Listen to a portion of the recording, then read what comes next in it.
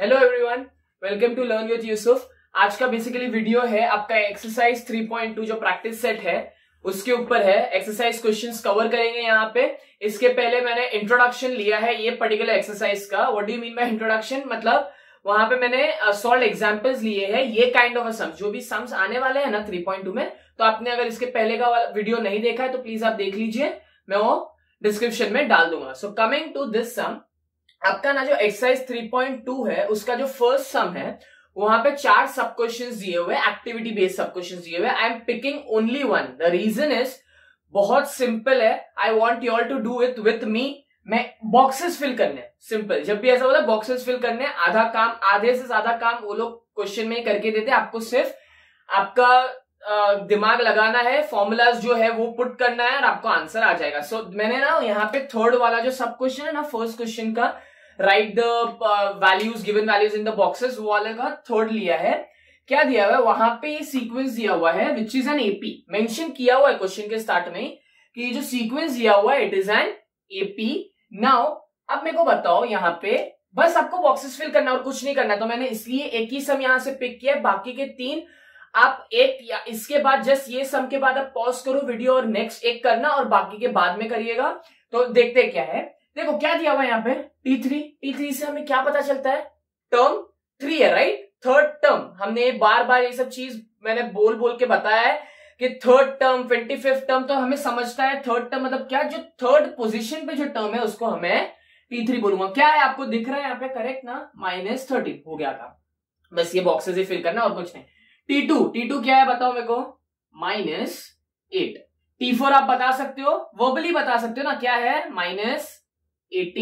अब चलो ये भाई साहब लोग ने थोड़ा आगे पीछे दिया है तो कुछ नहीं। T1 इज इक्वल टू क्या है? First term -3। अब ओके हो गया ये बॉक्स फिल। नेक्स्ट उन्होंने दिया है आपको निकालना है T2 - T1। निकाल सकते हो ना T2 - T1। क्या होता है जब हम T2 - T1, T3 - T2 को निकालते हैं तो क्या होता है?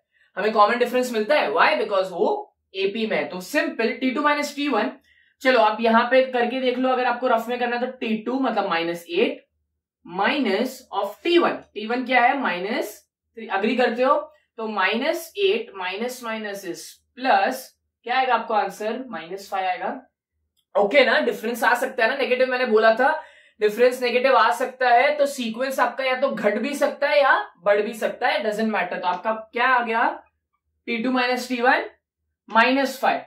T3 - T2 क्या होगा? सीधी बात है, अगर आप नहीं भी करोगे तो भी आपको पता है, because it is an AP. ये देखो ये फिक्स है। ये सब छोटी छोटी जो कॉन्सेप्चुअल चीज है ना, ये क्वेश्चन से पढ़ के पता चलती है। ये एपी है ना, तो एपी है तो इसका सीधा मतलब है कि मैं जितने भी डिफरेंसेस निकालूंगा, either it's T2 - T1, T3 - T2 और T4 - T3, मेरा आंसर क्या आने वाला है? सेम, बिकॉज उसी को तो एपी बोलते हैं। बीच का डिफरेंस सेम रहा, उसी को एपी बोलते हैं। तो ये भी क्या होगा?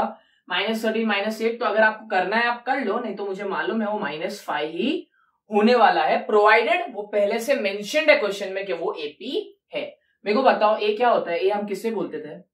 ए हम फर्स्ट टर्म को बोलते थे ना, है ना? आपके पास फर्स्ट टर्म यहां से उठाओ, यहां से उठाओ, तो ए आपके पास क्या है?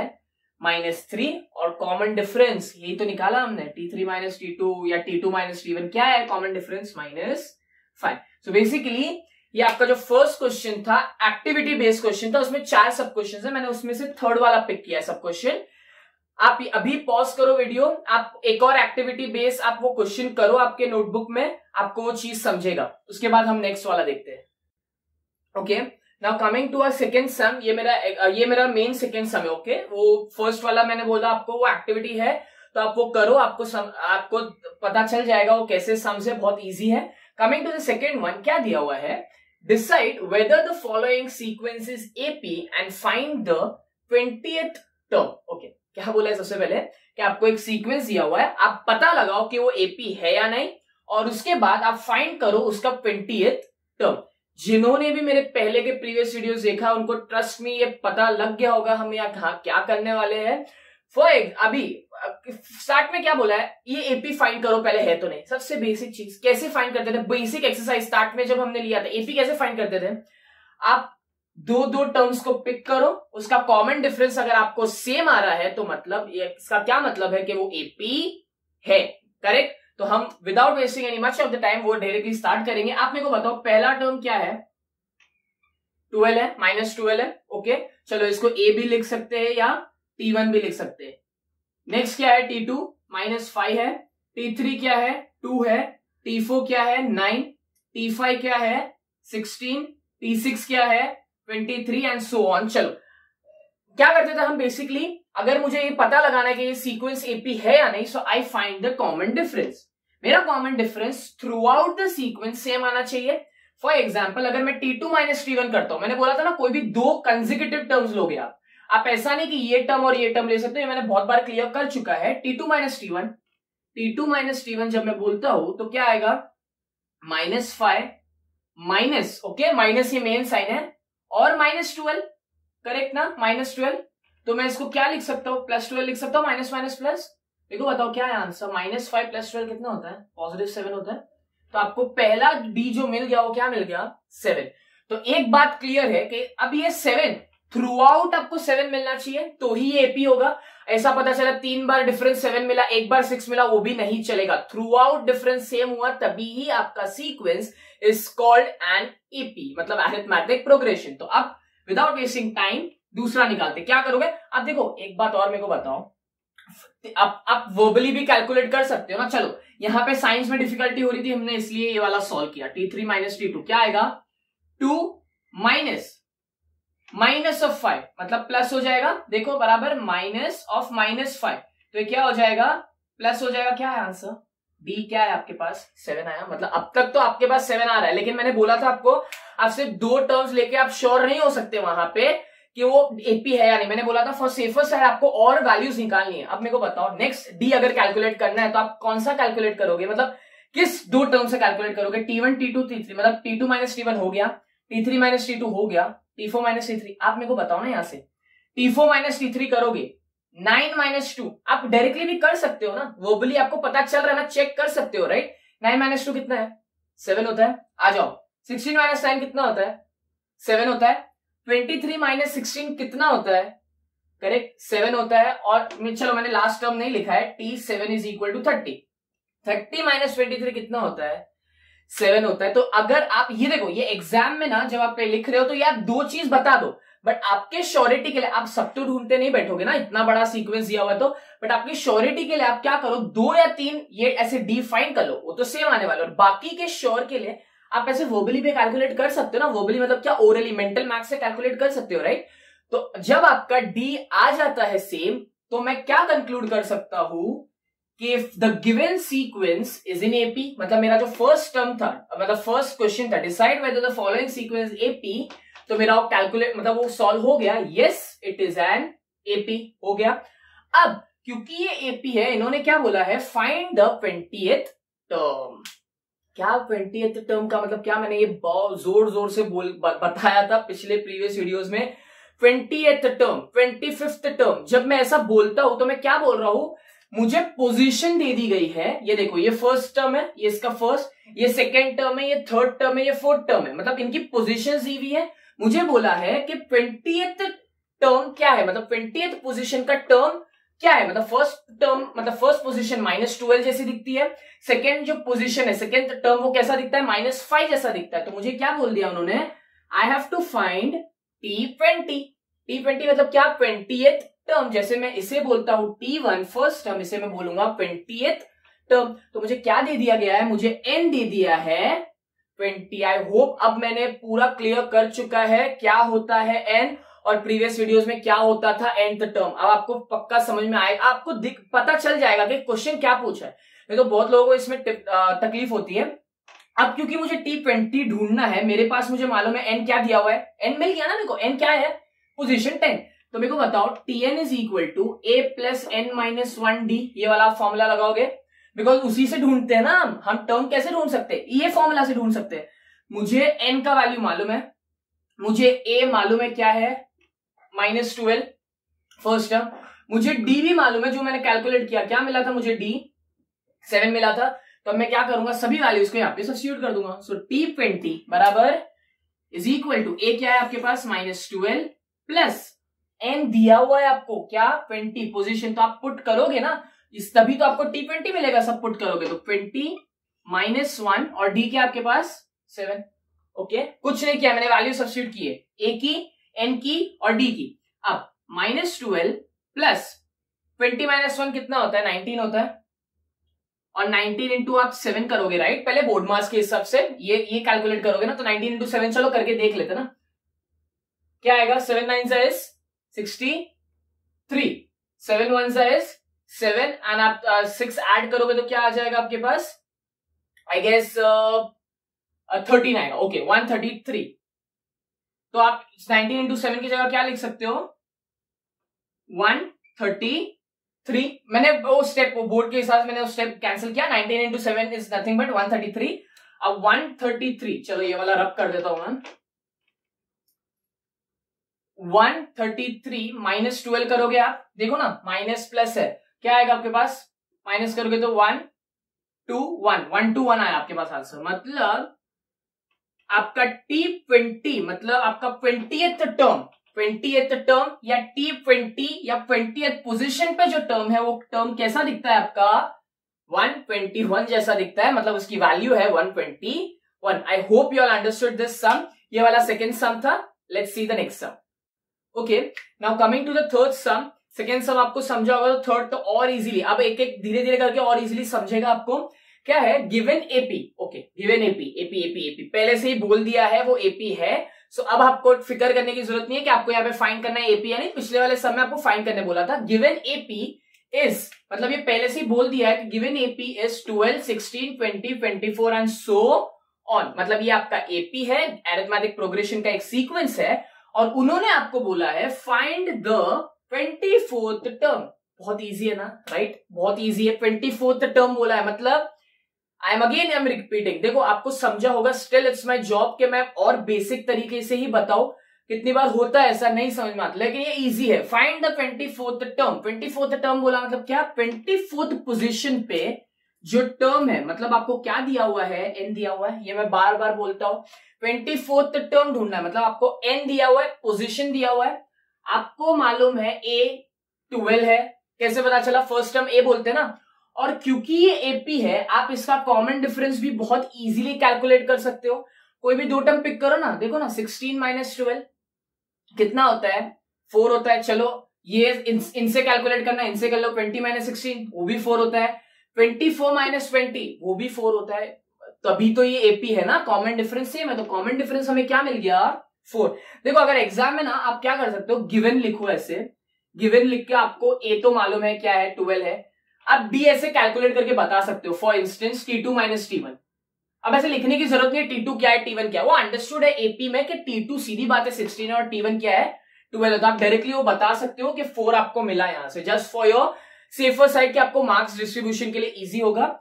एंड आपको मालूम है, कैसे पता चला, बोला है ना इन्होंने 24th टर्म ढूंढो, मतलब इस सीक्वेंस में जो 20 देखो, हाँ वापस से ये वैल्यूज है, और ये वैल्यूज कौन से पोजीशन पे है वो पोजीशन दिया हुआ है, तो 24th टर्म का वैल्यू ढूंढो, सिंपल। अब हम क्या करेंगे, Tn is equal to, formula लगाएंगे a प्लस n - 1 d, आपको Tn, n क्या दिया हुआ है 24, वही ढूंढना है ना, 24th टर्म ढूंढना है, 24th टर्म, a क्या दिया हुआ है आपके पास 12 प्लस n क्या है आपके पास 24 - 1 बराबर n - 1, d क्या है आपके पास 4। I hope I made myself clear, ये बस था। नेक्स्ट काम आपको क्या करना है, आपको सिंपली सॉल्व करना है, तो अब सिंपल सॉल्व करने के लिए मैं ये वाला सब चीजें हटा रहा हूं।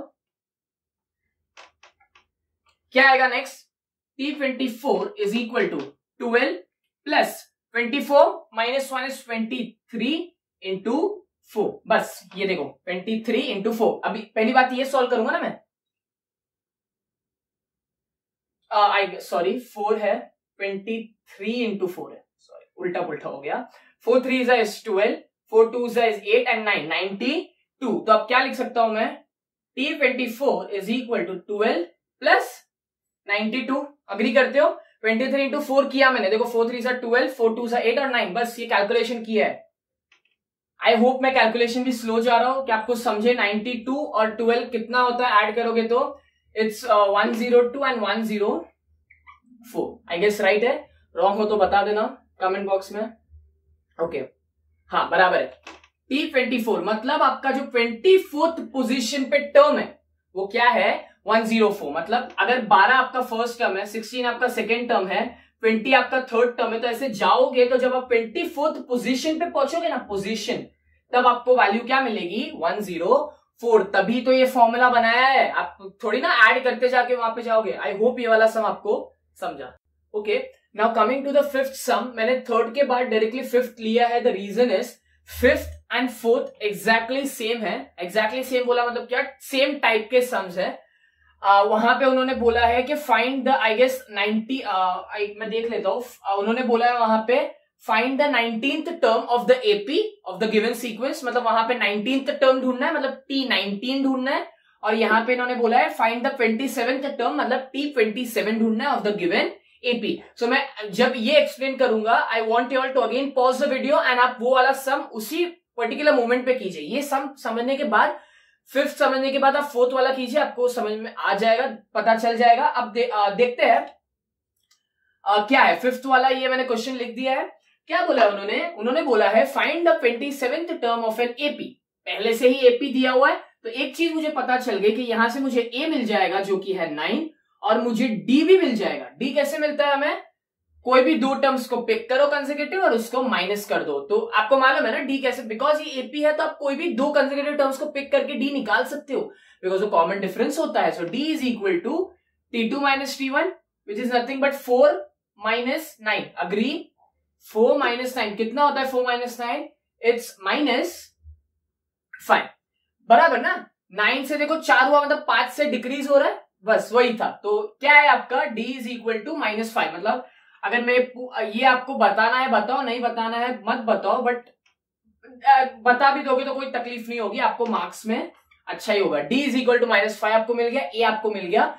इन्होंने आपको बोला है 27th टर्म ढूंढो, मतलब आपको क्या ढूंढना है, अग्री, 27th टर्म मतलब T27 ढूंढो कि 27th पोजीशन पे उस टर्म का वैल्यू क्या है। ओके, अब ये बहुत बार बोल चुका हो तो आपको कहानी मालूम है। a plus n minus 1d आप फॉर्मूला लगाओगे, T27 ढूंढना है, इसका मतलब n हमें मालूम है वो जो कि 27 है। a क्या है आपके पास 9, n क्या है 27 माइनस 1 और d क्या है आपके पास -5। ध्यान देना, हाँ यहाँ पे ये बहुत इंपॉर्टेंट है, माइनस ये सब ध्यान दीजिएगा, छोटा छोटा plus minus. 9 plus 27 minus 1 is 26। Okay, और आपको किससे मल्टीप्लाई करना है, उसको -5 से मल्टीप्लाई करना है। ध्यान दिया, क्या हुआ, बस अब यहां पे मैं कैलकुलेट कर लेता हूं। 26 into 5, 5 6 is 30, 5 2 is 10 and okay correct, 5 2 is 10 and 3 130। तो 9, क्योंकि मल्टीप्लीकेशन में माइनस था, यहां पे भी माइनस आएगा, तो प्लस और माइनस -130। अग्री, ये मल्टीप्लीकेशन में माइनस था इसलिए वो माइनस आएगा। 9 माइनस 30, इसका मतलब 130 माइनस 9, राइट।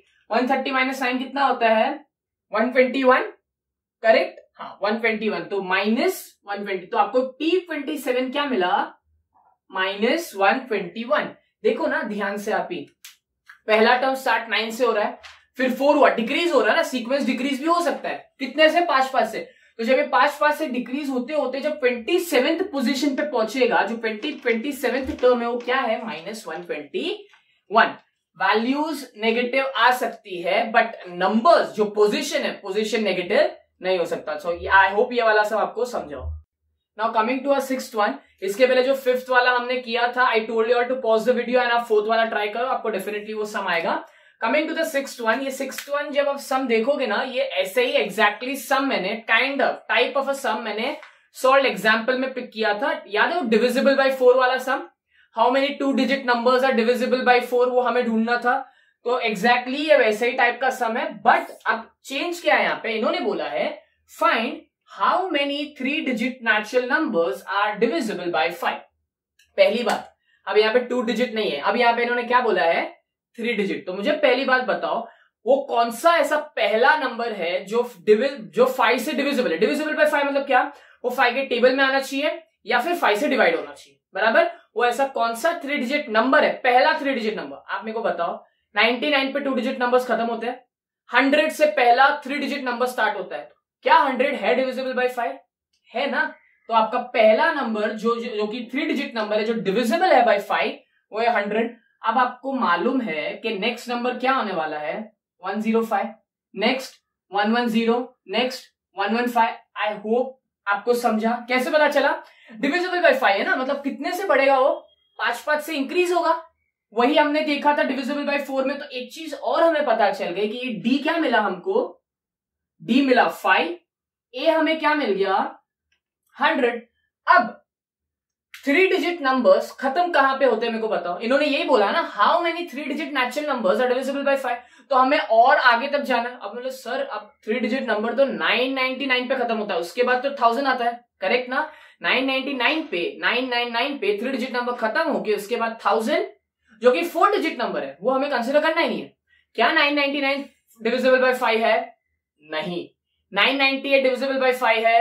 नहीं। 997 नो। 996 नहीं। कैसे पता चलता है डिविजिबल बाय 5 है? हम सिंपल सा देखते हैं ना, पीछे 5 होना चाहिए। तो मेरे को अगर मैं आपको बोलूं इस 995 the last 3 digit number if of this sequence जो डिविजिबल बाय 5, अग्री करते हो?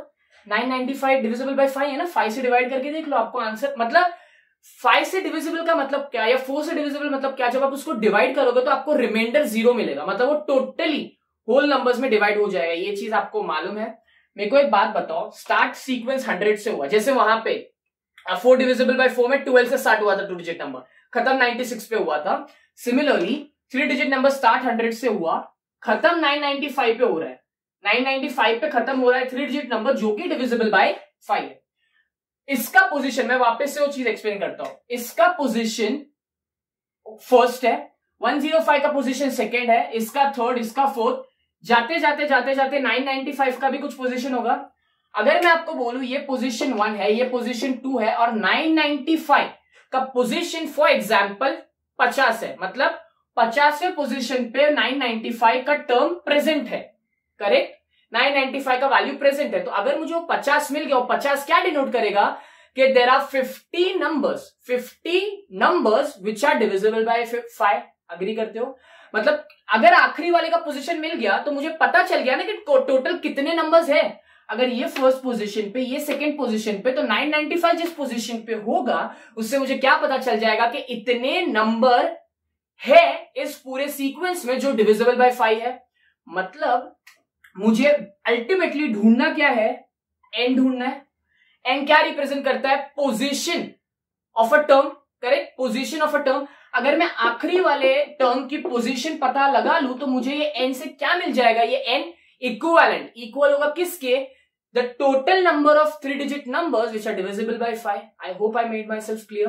तो जब हमें एन ढूंढना होता है, अब हमें एन नहीं मालूम, राइट? मुझे 995 की पोजीशन मालूम है क्या? नहीं। बट मुझे मालूम है कि जो भी इसकी पोजीशन होगी, इससे मैं क्या बोलता हूं? टी nth टर्म बोलता हूं, nth टर्म बोलता हूं मैं। अब क्लियर हुआ वो जो मैं बोल रहा था बेसिक डिफरेंस के, क्या डिफरेंस होता है? ये क्या है आपके पास? T N, right? ये nth टर्म है जिसका कुछ ना कुछ पोजीशन है, वही हमें ढूंढना है। एंड अगर मैं वो पोजीशन निकाल लेता हूं तो मुझे ये भी पता चल जाएगा कि टोटल नंबर ऑफ कितने नंबर्स ऐसे हैं जो डिविजिबल बाय 5 है। क्योंकि आप गिनते नहीं बैठ सकते ना, ये 1 2 3 4 5 ऐसे गिन नहीं सकते, राइट? 995 तक। तो हमें बेसिकली ढूंढना है एन। हमारे पास ए प्रेजेंट है, डी कैसे मालूम है? 5 ना, डिविजिबल बाय 5 और वैसे भी इंक्रीज 5, so डी हमें क्या मिल गया? 5। सो मेरे पास गिवन टर्म्स क्या है? चलो मेरे पास क्या क्या चीजें गिवन है? गिवन है a is equal to 100, d is equal to 5, agree? और tn 995 है, tn nth टर्म 995 है जिसका मुझे पोजीशन निकालना है, मतलब n ढूंढना है। n दिया हुआ नहीं है, n ढूंढना है। तो हम क्या करते हैं? tn इज इक्वल टू, ये बहुत ही अच्छे से समझा होगा, और डिविजिबल वाला 4 वाला जो देखा होगा ना उससे भी समझा होगा, और अगर कोई नया है उससे भी समझ गया होगा। tn is equal to a plus n minus 1d। Okay, tn आपके पास क्या है? 995, जो कि आखिरी पोजीशन है इस सीक्वेंस में। ओके, ये आपके पास क्या है? 100 है। n आपको नहीं मालूम है तो n माइनस 1, d क्या है आपके पास? 5। ओके, सो ये आपको मिल गया। मैं आगे का पार्ट यहां पे सॉल्व करूंगा। ये हमें सब चीजें मिल गई, ये हमने सब्स्टिट्यूट कर लिया। Now I am writing this whole stuff over here. ये 995 as it is, 100 as it is. अब पहले हम क्या करते हैं, मल्टीप्लाई करेंगे तो 5 into n is 5n minus 5 into 5 मतलब 5 1 इज 5। नेक्स्ट क्या करोगे आप, ये कैलकुलेट हो सकता है, 5n तो कैलकुलेट नहीं होगा ना, तो 5n मतलब कैलकुलेट नहीं होगा अभी। 100 माइनस 5 इज व्हाट, 95। हमें क्या ढूंढना है, n ढूंढना है, तो हम इसे यहां लिख देंगे। आई होप समझा। सी ये मैंने यहां लिख दिया 995, वहां लिख दिया। मुझे क्या ढूंढना है, n का वैल्यू ढूंढना है, तो इज इक्वल टू 995 माइनस 95, यहां जाएगा तो माइनस हो जाएगा। 995 में से 95 निकालोगे तो आपको मालूम है ना क्या बचेगा, 900। आई होप समझा ये। नेक्स्ट 5n, तो n अगर आपको कैलकुलेट करना है तो 900 अपॉन 5, 5 1 जा 5 1 जा 9 था ना, कितना बचा, 4 बचा, तो ये हो जाएगा 40। 5 8 जा 40 और 0 का 0, तो क्या मिल गया आपको n, आपको n मिल गया 180, जो कि बता रहा है कि n जो पोजीशन है 180 जो पोजीशन है वहां पे 995 प्रेजेंट है। और क्योंकि वो 995 आखिरी टर्म है उस सीक्वेंस का, तो हमें यह भी पता चल गया कि total number of terms which is 3 digit numbers which are divisible by 5 is 180। मतलब ऐसे 180 टर्म्स है पूरे सीक्वेंस में, जो स्टार्ट हो रहा है 100 से खत्म हो रहा है 995 पे, ऐसे 180 डिजिट्स 3 डिजिट नंबर्स है जो कि है divisible by 5। I hope I made myself clear. ये सम ऐसा ही था, आपको बहुत अच्छे से समझा होगा। Okay, now coming to a seventh sum. Seventh sum जैसे ही हम स्टार्ट करते हैं ना, ये टाइप का सम आपको आते ही पता चल जाएगा ये कैसे करना है। मैं बताता हूं कैसे, सुनो। अब तक हम जो भी अरिथमेटिक प्रोग्रेशन कर रहे थे उसमें क्या था, उसमें आपको एक सीक्वेंस दिया गया था। वो सीक्वेंस जैसे ही आपको देते थे, आपको वहां से क्या, अगर एक सीक्वेंस एबी में दिया हुआ है तो आपको क्या मिल जाएगा, वहां से आपका फर्स्ट टर्म मिल जाएगा और कॉमन डिफरेंस मिल जाएगा। बट यहां पे ये पर्टिकुलर क्वेश्चन में ऐसा कुछ सीक्वेंस नहीं दिया हुआ है। Okay, instead of that sequence उन्होंने बोला है कि the 11th term, okay the 11th term बोला मतलब क्या, ऐसे डिनोट कर सकता हूं, इसी को मैं 11th टर्म बोलूंगा ना। मैंने बार बार मैं जब बोलता हूं 11th टर्म, किसी टर्म के बारे में बात करो तो इस तरीके से डिनोट करूंगा। And the 21st term of an AP. Okay, उन्होंने बोला the 11th term and the 21st term of an AP are 16 and 29 respectively. जब भी बोलता है, आपको ये सिनेरियो मालूम है ना कि अगर जो चीज पहले लिखी है तो उसके पहला वैल्यू 16 हो, मतलब उसके रिस्पेक्टिवली, मतलब जो चीज पहले लिखी है उसी चीज की वैल्यू होगी। मतलब 11th टर्म आपको दिया हुआ है 16 और 21st टर्म दिया हुआ है आपको 29। ओके, स्ट्रेंज, मतलब ये क्वेश्चन में क्या दिया हुआ है, आपको सीक्वेंस नहीं दिया गया है। आपको एक सीक्वेंस जैसे 2 4 6 करके सीक्वेंस नहीं दिया गया है, आपको T11 दिया है, 11th टर्म दिया है जो कैसा दिखता है 16, और एक T21 मतलब 21st टर्म दिया है जो कि जिसकी वैल्यू है 29। अब आप बोलोगे सर इसको आप कैसे करें, अगर, और आपको ये देने के बाद बोल रहे हैं कि आप ढूंढो T41। ओके, अगर मुझे, चलो फॉर एग्जांपल अगर मुझे T41 ढूंढना होता तो मैं क्या करता, मेरे पास A होना चाहिए था। T41 मतलब 41st टर्म ढूंढना है तो मेरे पास A होना चाहिए था, D होना चाहिए था और n तो है ना, 41 है हमारे पास, तो ये 3 चीज होनी चाहिए थी। बट यहाँ पे तो A भी नहीं है, D भी नहीं, तो अब क्या करना है। तो जब ऐसा टाइप का सम आता है तो आपको क्या करना है, आपको फॉर्मूला तो मालूम है ना, मैं बताता हूँ ये टाइप के सम कैसे होते हैं। अभी भूल जाओ कि ये आपको ढूंढना है। फिलहाल आपका पहला काम क्या होगा, A और D ढूंढना। अब बोलोगे सर कैसे ढूंढे A और D, तो just wait for a second, मैं बताता हूं आपको। आपके पास फॉर्मूला है Tn is equal to A plus n minus 1D। आप मेरे को एक बात बताओ, आपके पास A नहीं है, आपके पास D नहीं है, तो आप ये फॉर्मूला लिख के करोगे क्या। तो सुनो क्या कर सकते हो, आपको T11 मालूम है क्या है। T11 से मतलब मेरे को दो चीज क्या मिल रही है, मेरे को n मिल गया है। ओके, अगर मैं n का वैल्यू मतलब इसमें T11 सब्स्टिट्यूट करता हूं तो मुझे क्या मिलेगा, देखो अगर मैं T11 सब्स्टिट्यूट करता हूं इसमें, मतलब n का वैल्यू मैंने 11 डाला, ये मालूम है मुझे नहीं, कोई बात नहीं, लिख दो ऐसे ही। n मालूम है, राइट, n क्या है अपने पास n है, सॉरी 11, बिकॉज 11 डाला ना, तो 11 माइनस 1, और d मालूम है हमें नहीं, कोई बात नहीं, d भी नहीं मालूम। तो मैं क्या T11 को इस तरीके से लिख सकता हूं, a प्लस 11 माइनस 1 10D लिख सकता हूं। क्यों नहीं लिख सकता? a प्लस 10d करके लिख दिया। अब मेरे को एक बात बताओ, लेकिन T11 हमें क्या दिया हुआ है क्वेश्चन में? 16 दिया हुआ है। अग्री करते हो? क्या दिया हुआ है T11 की वैल्यू? जो 11th टर्म है, 11th टर्म कैसा दिखता है? ऐसा 16 दिखता है। तो हम क्या कर सकते हैं, मैं इस पार्ट को ना पहले लिखूंगा, ठीक है, बस, और कुछ नहीं किया। और जो T11 की वैल्यू है वो मैं क्या सब्स्टिट्यूट कर दूंगा? 16। अब अग्री करते हो? चलो इसको ना इक्वेशन नंबर 1 ले लो। बोले सर इसका मतलब क्या है, करके क्या मिलेगा? मैं बताता हूं क्या। आपके पास एक और T21 करके भी एक वैल्यू दी हुई है, तो मतलब आपको n का एक और वैल्यू दिया हुआ है। क्या करोगे अब? ये क्योंकि इक्वेशन नंबर 1 हो गया, एक काम कर सकते हो आप, Tn ये वाले फॉर्मूला में अब ये वाला सब्स्टिट्यूट करो। ये सम करने का यही तरीका है, एक यही पैटर्न से जाना है। तो T21 इज इक्वल टू, अब क्या करोगे? a आपको नहीं मालूम है एज यूजुअल, आपको n मालूम है। इस n का वैल्यू क्या है? 21 माइनस 1 इंटू डी। तो क्या आ जाएगा? a plus 20d। मेरे को बात बताओ, अगर ये T21 क्या दिया हुआ है हमें? 29 दिया हुआ है, उसे आप यहां लिख लो। चलो आपको यहां नहीं लिखना है अगर 29, तो मैं उसको इक्वल टू के इस साइड तो लिख सकता हूं ना, एक ही बात हो गई ना। T21 बोलू ये या उसको यहां लिखो, एक ही बात हो गई। तो आपको एक और इक्वेशन मिल गया in terms of a and d। अब बोले सर इसका करना क्या है? तो याद है हम लीनियर इक्वेशन इन 2 वेरिएबल्स में जब भी हमारे पास 2 अननोन वेरिएबल्स होते थे जो कि x और y, अगर हमें 2 इक्वेशन के फॉर्म्स में मिल गया, देखो ax plus b x plus c, ax plus b x plus c, वो वाले जनरल फॉर्म में मिल गया, तो हम इससे क्या कर सकते हैं?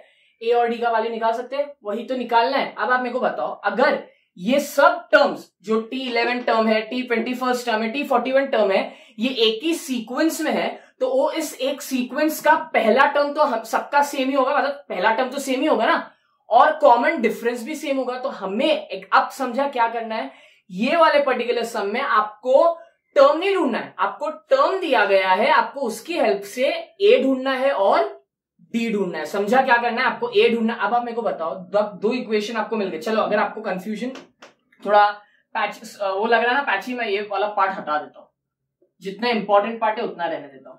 आपके पास 2 इक्वेशंस है, a plus 10d is equal to 16 और a plus 20d is equal to 29। चलो मैं क्या करूंगा, ये जो a प्लस 20d वाला था ना, a plus 20d is equal to 29, इसको मैंने ऊपर लिख दिया इक्वेशन नंबर 2 को।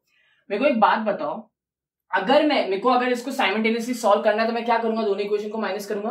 क्यों? बिकॉज वहां से क्या हो जाएगा, एक टर्म एलिमिनेट हो जाएगा, a और a cancel, 20d minus 10d क्या हो जाएगा? 10d is equal to 29 minus 16 कितना हो जाएगा? 13। ओके, d आपको क्या मिला? 13/10 मिल गया d। अब बोलेगा सर 13/10, अगर आपको इसको कट करना है, पॉइंट में लाना है, लाओ, लेकिन मेरी बात मानो, यहाँ पे पॉइंट में मत लाओ, इसको ऐसे रहने दो। क्या मिल गया आपको यहां से? पहला बात तो मेरे को बताओ, मिल सकता है ना डिफरेंस पॉइंट में मिल सकता है। अगर मैंने 0 कैंसिल करके अंदर ले आओ तो मेरा आंसर क्या आएगा? 1.3 आएगा। डी डिफरेंस पॉइंट में आ सकता है, डिफरेंस नेगेटिव आ सकता है, डिफरेंस पॉजिटिव आ सकता है, बिकॉज आपका जो एपी है वो बढ़ सकता है पॉइंट में। समझा? तो डिफरेंस अगर आया तो कोई तकलीफ। तो मैंने क्या किया? 13/10 ही रहने दिया। अब आप मेरे को बताओ, अगर मेरे को डी मिल गया, मैं अगर साइमल्टेनियस जो रूल अप्लाई करके अगर किसी भी दोनों इक्वेशन में सब्स्टिट्यूट करूंगा, मुझे a मिल जाएगा। चलो यहां पे सब्स्टिट्यूट कर देते हैं, तो a plus 10d is equal to 16। a plus 10d का वैल्यू क्या है? 13/10 is equal to 16। I hope ये चीज समझिए आपको। कुछ नहीं किया मैंने, d का वैल्यू सब्स्टिट्यूट किया, 10 cancel, a is equal to क्या है यहाँ पे? 16 माइनस 13 जो यहां पे था यहां आ जाएगा, तो क्या हो जाएगा? माइनस, तो a इज इक्वल टू 3 मिल गया आपको। मतलब आपको जो एक सीक्वेंस दिया हुआ है, देखो the 11th term and the 21st term of an AP, उस एपी का आपको फर्स्ट टर्म मिल गया, आपको उसका कॉमन डिफरेंस मिल गया। तो अगर आप मैं बोल दूं कि T41 ढूंढो, आप ढूंढ सकते हो। कैसे? 41 जो कि n है, n मालूम है आपके पास क्या है? 41, a आपको मालूम है, d आपको मालूम है। वापस से Tn is equal to a plus n minus 1d में सब्स्टिट्यूट करो सब वैल्यूज और आपको T41 मिल जाएगा। समझा ये सम कैसे होता है? ये सम घुमा के पूछा है। हमें यूजुअली क्या, एक एपी दे देते हैं, अरिथमेटिक प्रोग्रेशन, वहां से a और d मिल जाता है, तो हम टर्म्स ढूंढते हैं। यहां पे इन्होंने पहले से ही टर्म्स दे दी है 2, उनको मैंने साइमल्टेनियसली सॉल्व किया एंड मैंने a और d का वैल्यू कैलकुलेट किया। As soon as I calculate the values of a and d, अब मेरा नेक्स्ट काम क्या होगा, आई होप समझा। ए क्या मिला 3, डी मिला आपको 13/10। अब आप फाइनल स्टेप क्या करोगे, आपको फाइनली तो ये ढूंढना है ना, find the 41st term. 41st term बोला मतलब क्या, P41 ढूंढना है यहाँ पे। P41 मतलब क्या, A plus n minus 1D। Okay चलो T41 बोला, चलो मैं यहां पे लिख देता हूं। ए क्या मिला हमें 3, इसको n बोल लो, ठीक है। T41 ढूंढना है हमें, 3 प्लस n क्या है 41 माइनस 1 इंटू डी क्या है आपके पास 13/10। इसको ऐसे ही रहने दो, ये आपके कैलकुलेशन इजी कर देगा। अब 3 प्लस 41 माइनस 1 40 इंटू 13/10। आप मल्टीप्लीकेशन पहले सॉल्व करते हो ना बोर्ड मार्क्स के हिसाब से, 0 0 दिखा, हुआ कैलकुलेशन इजी। 13 इंटू 4 करो, कितना होगा, 4 3 इज 12, 4 1 इज 4 एंड 5 क्या मिला आपको 3 प्लस 52। 3 प्लस 52 आपके पास कितना मिलेगा आपको 55। तो क्या मिला आपको T41 जो कि है आपका 41st टर्म। समझा आपको ये सम कैसे गया, ये सम का पैटर्न ही ऐसा है कि दो आपको टर्म्स दिए जाएंगे, उन दोनों टर्म्स की हेल्प से आपको क्या ढूंढना है, ए और D. As soon as you get A और डी तो एक सीक्वेंस के लिए सेम ही होगा ना सबके लिए, तो आप उससे क्या ढूंढ सकते हो T41 या कुछ भी दे सकते हैं आपको, वो आप ढूंढ सकते हो। Okay now coming two th सम। एथ सम ना हमने ऐसा सिमिलर टाइप का सम जो मैंने पार्ट 1 बनाया था ना ये वीडियो का एक्सरसाइज के पहले, उसमें ये वाला सम कवर किया है, मतलब ये टाइप का सम कवर किया है। देखो क्या है एग्जैक्टली यहां पे देखो क्या दिया हुआ है 11 8 5 2 in this AP. Okay in this AP इन्होंने पहले ही बोल दिया है कि ये एक एपी है, मतलब ये एक सीक्वेंस जो हो अरिथमेटिक प्रोग्रेशन में है। इसमें पता लगाओ कि which term is number -151।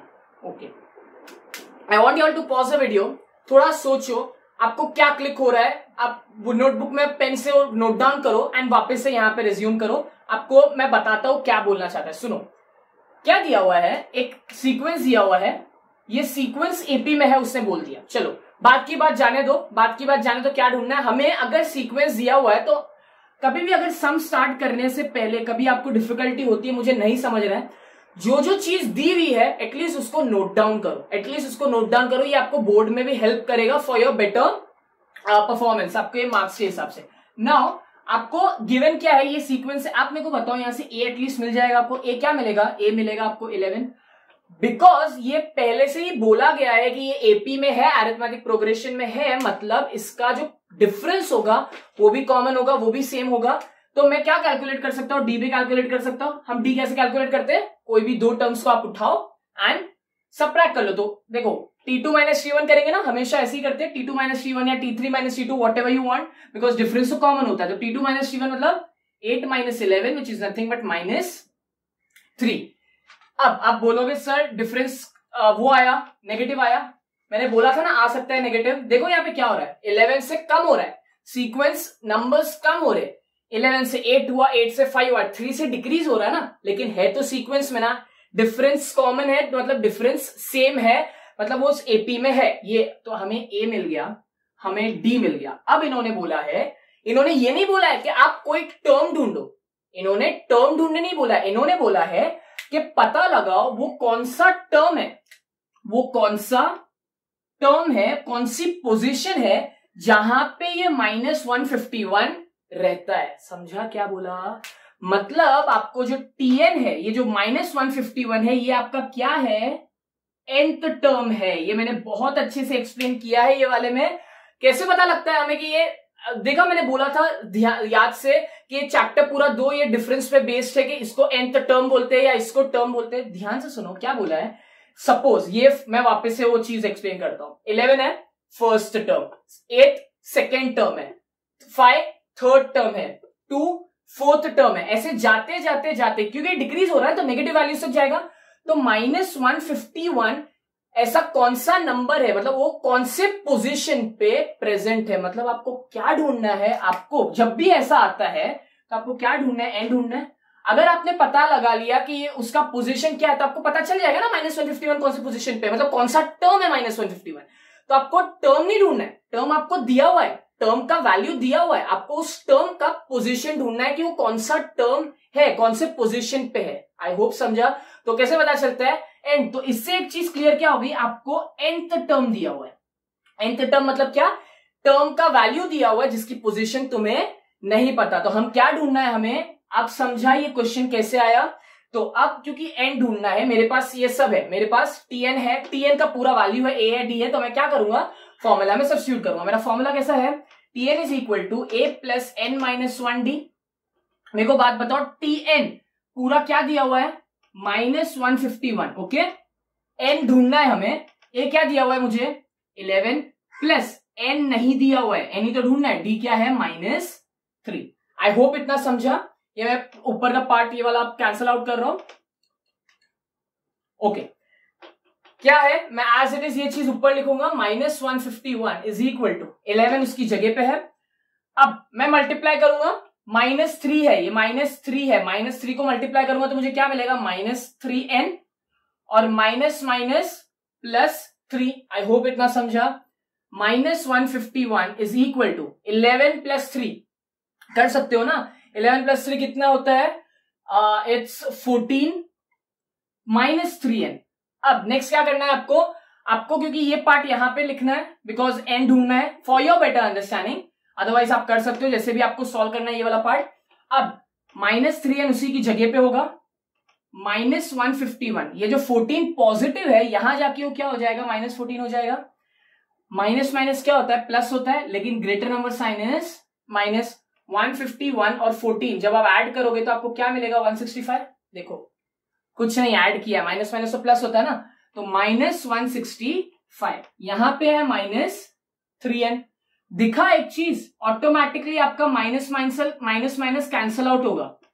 Reason, मैंने एक चीज बहुत क्लियरली बोला था, जो n आपका पोजीशन है वो n कभी भी आपका नेगेटिव नहीं हो सकता, कभी भी आपका पॉइंट में आंसर नहीं आएगा, हमेशा पॉजिटिव होल नंबर आएगा। तो देखते हैं पॉजिटिव होल नंबर आ रहा है या नहीं। I guess, I am so sorry, ये 151 नहीं है, ये 165 है। मैंने ऐड करने के बाद ओरिजिनल 151 लिख दिया। This is 3 1s 3 5s 15 1 3 5s 15। क्या है आपको n का वैल्यू 55। तो अब मेरे जो स्टेटमेंट है ना, स्टेटमेंट पे ध्यान दो, n इज इक्वल टू 55 आया, मतलब उन्होंने क्वेश्चन क्या बोला था, विच term is the number -151 present. मतलब जब first term, second term, third term, fourth term, जब वो 55th मतलब t55 पे जाएगा, मतलब 55th टर्म पे जाएगा, तो 55th टर्म का वैल्यू क्या है, -151। ये है इस सम का मतलब, ये है कि -151 का पोजीशन क्या है, 55, मतलब वो 55th टर्म है जो जिसका वैल्यू है -151। आई होप आपको ये वाला सम समझ है। Okay, now coming to a ninth sum. Ninth sum ना वही वापस से डिविजिबल बाय 4 वाला सम है जो हमने डिविजिबल बाय 5 वाला सम देख चुके हैं हम ये एक्सरसाइज में, और ये सॉल्व एग्जाम्पल में भी एक डिविजिबल बाय 4 वाला सम देख चुके हैं। तो आपको अब वो सब पिक्चर तो आपको क्लियर है, तो मैं डायरेक्टली आपको लेता हूं ये सम आपको समझेगा। In the natural numbers from 10 to 250 how many numbers are divisible, numbers are divisible by 4। क्या बोला उन्होंने कि 10 से 250 के बीच में कितने नंबर्स है जो डिविजिबल बाय 4 है। तो आपको पिक्चर क्लियरली मालूम है क्या है। पहली बात तो 10 से 250 के बीच में कितने नंबर्स डिविजिबल बाय 4 है। पहली बात, 10 है क्या डिविजिबल बाय 4, नहीं। 11 है क्या डिविजिबल बाय 4, नहीं। तो पहली बात 10 और 11 तो वैसे भी एलिमिनेट हो जाएंगे। जो 12 क्योंकि डिविजिबल बाय 4 है, आपका जो सीक्वेंस है स्टार्ट कहां से होगा, 12 से, बिकॉज यही है ना डिविजिबल बाय 4। गोइंग फ्रॉम, अब आपको ये चीज तो मालूम है ना कि बिकॉज डिविजिबल बाय 4 है तो बढ़ता भी वो 4 से है। नेक्स्ट क्या आएगा, 20 24 सो ऑन। अब जाएगा कहां तक आप मेरे को बताओ। 250 डिविजिबल बाय 4 है क्या, नहीं है। 249 डिविजिबल बाय 4 है, नहीं है।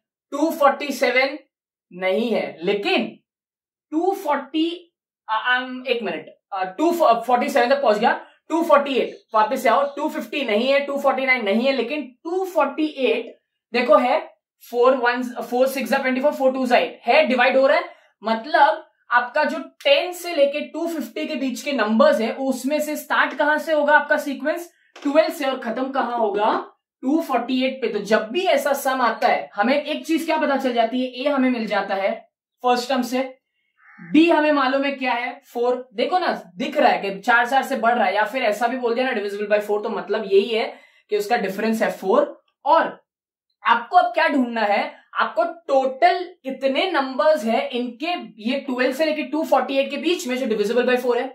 तो मैंने ये बहुत अच्छे से एक्सप्लेन किया था कि अगर, क्योंकि 248 ये सीक्वेंस का आखिरी नंबर है, अगर मैं इसका पोजीशन पता लगा लेता हूं, मतलब इसका n अगर कैलकुलेट कर लेता हूं, तो मुझे क्या मिल जाएगा, total numbers present in this sequence which are divisible by 4। आपको ये मैंने बहुत अच्छे से डिविजिबल बाय 5 वाले में एक्सप्लेन किया है। सो हमें जब भी ऐसा कुछ दिया होता है, इसको हम क्या कंसिडर करते हैं, nth टर्म। 248 हमारा nth टर्म है, बिकॉज यही टर्म का जो पोजीशन बताएगा हमें कि टोटल कितने ऐसे नंबर्स है जो डिविजिबल बाय 4 है। आई होप ये वाला तो आपको समझा है। अब नेक्स्ट क्या करेंगे हम, सिंपल, ए मिल गया, डी मिल गया, टी एन मालूम है हमें, एन नहीं, टी एन पूरा मालूम है 248, तो हम एन कैलकुलेट करेंगे। तो I will rub this of, क्या कर, हाँ यहां से चालू करते हैं वापस से। ओके, क्या है formula, T n is equal to A plus n minus 1 D. आपके पास टी एन है, पूरा टी एन क्या है आपके पास 248। ओके, ए आपके पास मालूम है आपको कितना है 12, जो कि पहला नंबर है, प्लस एन नहीं मालूम ना, एन ही तो कैलकुलेट करना है, एन माइनस 1 डी। डी क्या है आपके पास 4। ओके, अब आप नेक्स्ट क्या करोगे, simply solve. 248 is equal to 12 plus 4n minus 4, मैंने कुछ नहीं 4 को मल्टीप्लाई किया। अब नेक्स्ट क्या करते हैं हम, ये क्या 4n पहले लिख दो आप, 4n, 12 minus 4 is nothing but plus 8। Okay, इसको आप पहले लिख लो, चलो 4n plus 8 is equal to 248। 4n is equal to 248, ये मैंने कुछ नहीं किया, एज इट इज यहां पे पिक किया, इसको यहां रखा, 248 माइनस 8, राइट, 8 यहां जाएगा तो माइनस 8, 4n आपको मिलेगा 248 माइनस 8 करोगे, 8 कम करो, 240 मिला। n आपको क्या मिल जाएगा, n इज इक्वल टू 240, जो n मल्टीप्लीकेशन में था यहां आके डिवाइड, 4 1 जा 4 6 जा 24 0, मतलब टोटल कितने नंबर्स है, क्योंकि 60 पोजीशन है आखिरी नंबर का उस सीक्वेंस में, तो पता लग गया ना टोटल कितने डिजिट्स है, सॉरी टोटल कितने नंबर्स है, there are total 60 numbers which are divisible by 4। I hope आपको ये वाला सम समझा है। Okay, coming to a very last sum of this exercise, आपका 10th सम है। देखो अब आपका 10th सम क्या है, थोड़ा सा इजी भी है तो और ट्रिकी भी है। ट्रिकी इन द सेंस कुछ नहीं है इसमें, कुछ नया नहीं है, यहाँ पे भी ना आपको सीक्वेंस नहीं दिया गया है, आपको टर्म्स के फॉर्म में सब चीज दिया है, तो आप हम उसी तरीके से इस सम को देखेंगे। क्या दिया हुआ है, in an AP. Okay, in an AP को एक एपी है जो हमें नहीं मालूम, द 17th टर्म। ओके, अब इसको ना इन्होंने इक्वेशन के फॉर्म में दिया है, देखो क्या बोला है, the 17th term is 7 more than it's 10th term. Okay, क्या समझा यहां से, सुनो मेरी बात, इन्होंने एक 17th टर्म है, तो जब भी ऐसा कुछ आता है, जब भी हमें टर्म डिनोट करना होता है, हम किससे रिप्रेजेंट करते हैं, ऐसे T17 इज बोला मतलब क्या, इक्वल टू, अग्री करते हो आप, द 17th टर्म इज 7 मोर मतलब क्या, ये हमने लीनियर इक्वेशन इन 2 वेरिएबल्स में प्रॉपर्ली देखा है, ये सब कंडीशंस क्या होती है, 7 more than it's 10th term. समझा, बस इतना ही दिया हुआ। Find the common difference. अब बोलो सर ऐसे कैसे ढूंढेंगे कॉमन डिफरेंस, बताता हूं, डोंट वरी। आपको दिया हुआ है the 17th term is 7 more than it's 10th term, ये इतना समझ गया आपको। आप मेरे को एक बात बताओ, टीएन का फॉर्मूला क्या होता है, a plus n minus 1 D होता है।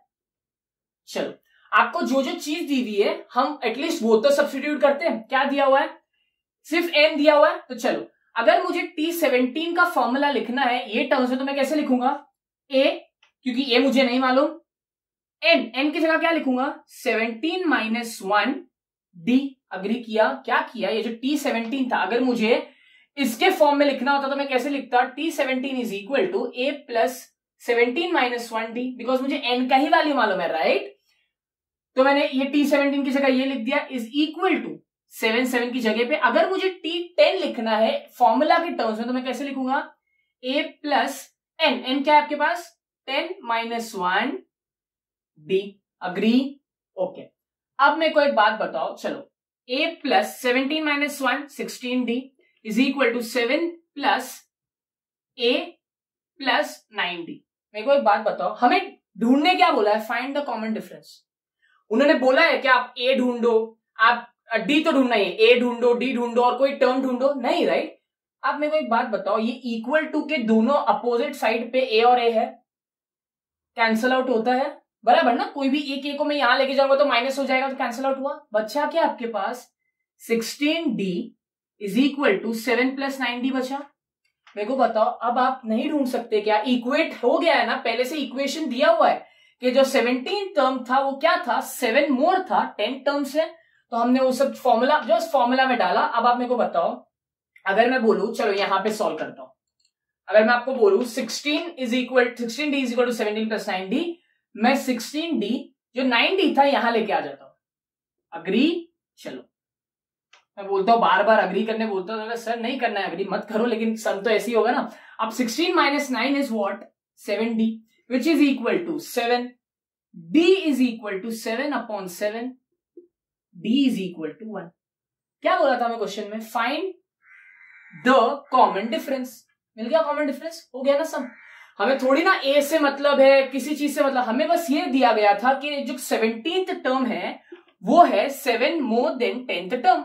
हमने फॉर्मूला में सब्स्टिट्यूट किया जो जो हमारे पास है। इसीलिए मैं बोलता हूं कि अगर आपको बाई चांस कोई सम नहीं भी समझ में आ रहा है, आप बस देखो क्या क्या वैल्यूज गिवन है, एटलीस्ट सब्स्टिट्यूट तो करो। ट्रस्ट मी, आप प्रैक्टिस विद प्रैक्टिस आपको कोई भी आप सम क्रैक कर पाओगे। आई होप ये जो d इज इक्वल टू 1 जो था आपका आंसर मिल गया। आई होप आपको ये सब समझा। आपको अगर कोई भी डाउट है, आप प्लीज मुझे कमेंट बॉक्स में बता दीजिए। Please do share, subscribe and like this video. Thank you so much for watching and never stop learning.